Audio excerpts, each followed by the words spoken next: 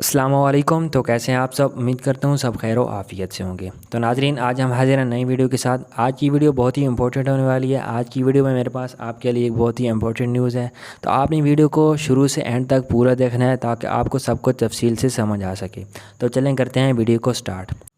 تو ناظرین، سعودی حکومت کی جانب سے ایک بڑی خوشخبری آ چکی ہے۔ مکہ مکرمہ عمرہ کے لیے اللہ کے گھر جانے کے خواہشمند مسلمان خوش ہو جائیں، کیونکہ سعودی وزارت حج و عمرہ کی جانب سے عمرہ زائرین کی یومیہ تعداد بڑھا کر 70,000 تک کر دی گئی ہے۔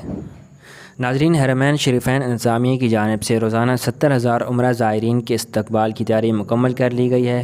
مزید تفصیلات کے مطابق حرمین شریفین انتظامیہ کے نائب سربراہ ڈاکٹر سعد بن محمد نے بتایا ہے کہ عمرہ زائرین کی تعداد میں اضافے کے لیے تیار ہیں۔ اضافی تعداد آنے سے پہلے ہی ہم نے تمام تیاریاں مکمل کر لی ہیں۔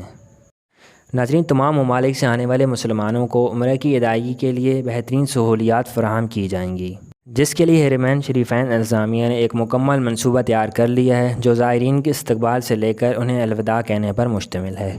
دوسری جانب سعودی وزارت حج و عمرہ کی جانب سے یہ بھی کہا گیا ہے کہ عمرہ اجازت نامہ ہر 15 دن بعد چینج کیا جا سکتا ہے، تاہم مسجد نبوی میں روزہ شریف کا اجازت نامہ 1 ماہ بعد ہی چینج کیا جا سکتا ہے۔ تو ناظرین، ابھی کے لیے تو سعودی حکومت کی جانب سے عمرہ زائرین کی یومیہ تعداد 70,000 مقرر کر دی گئی ہے۔